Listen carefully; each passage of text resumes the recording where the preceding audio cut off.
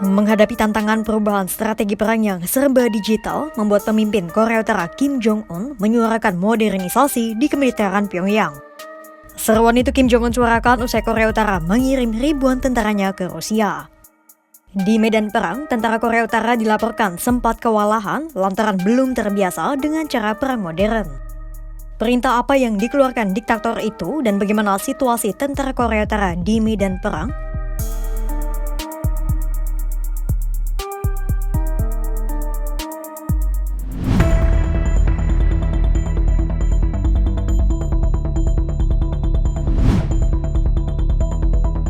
Dalam rilis pers pada Rabu 26 Februari 2025, Kim Jong-un dilaporkan melakukan kunjungan ke sebuah akademi militer di Korea Utara bernama Kangkun.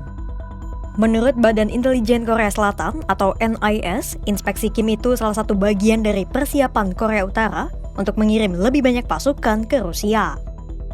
Dalam kunjungan itu, Kim mengkritisi buruknya manajemen dan fasilitas yang dimiliki akademi militer itu. Menurut Kim, fasilitas yang beroperasi di Kangkun belum sesuai dengan tujuan pemerintah untuk membangun militer yang kuat dan modern. Kim pun memerintahkan akademi untuk memperbaiki fasilitas pelatihan dan meningkatkan praktik. Tujuannya supaya para calon tentara memiliki pengalaman layaknya berperang di medan nyata.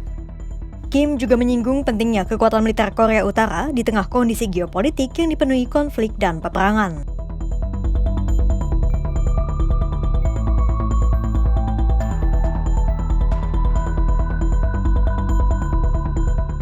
Sebelum mengunjungi Kangkun, Kim terlebih dahulu bertandang ke Universitas Politik Kim Il-sung, tempat pelatihan para kader elit. Di Universitas Kim Il-sung, Kim juga menyuarakan pentingnya loyalitas kemiliteran dan pengorbanan. Selain menyerukan peningkatan kemampuan tentara, Kim juga semakin getol mendorong perkembangan program nuklir Korea Utara. Pada akhir Januari 2025, Kim juga sempat kembali mengunjungi fasilitas produsen bahan nuklir, Institut Senjata Nuklir, dan fasilitas pengayaan uranium. Dalam kunjungan itu, Kim lagi-lagi memerintahkan peningkatan pengembangan program nuklir Korea Utara di tahap persenjataan. Ada banyak faktor yang mempengaruhi seruan Kim itu. Mulai dari situasi tentara Korea Utara di perang Rusia-Ukraina, sampai kembalinya Presiden Donald Trump ke Gedung Putih yang dianggap sebagai ancaman.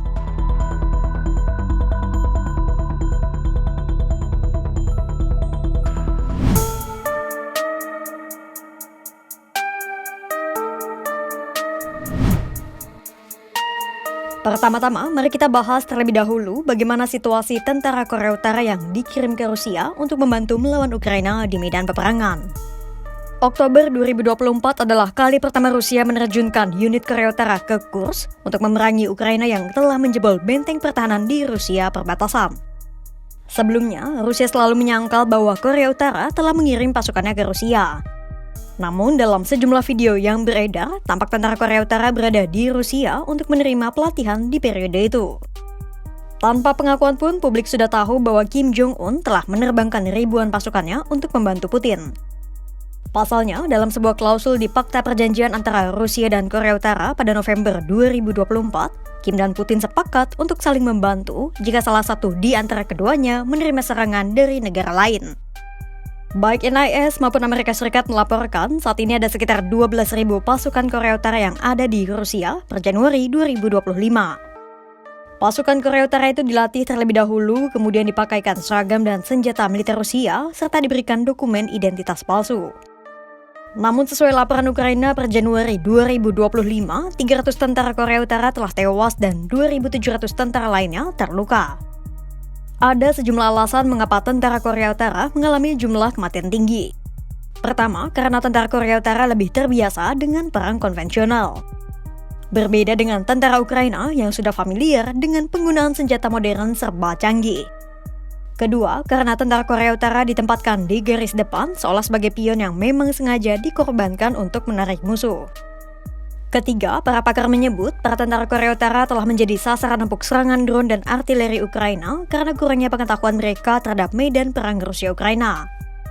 Dari situasi yang dialami tentara Korea Utara itu, wajar saja apabila Kim Jong-un jadi lebih menuntut militer Pyongyang untuk menghasilkan tentara yang lebih terlatih.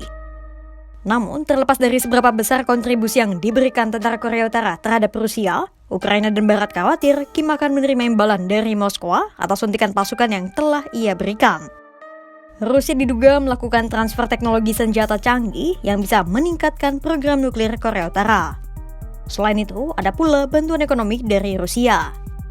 Korea Utara diduga menerima limpahan impor minyak dan produk lain dari Rusia dalam jumlah besar.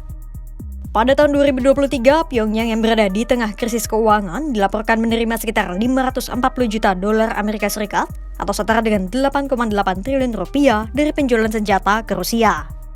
Fakta itu semakin memperjelas alasan dibalik seruan Kim Jong-un yang memerintahkan penguatan pasukan dan senjata Korea Utara. Di samping imbalan bantuan dari Rusia, tentara Korea Utara juga diuntungkan dengan memperoleh pengalaman dan wawasan dari operasi langsung di medan perang.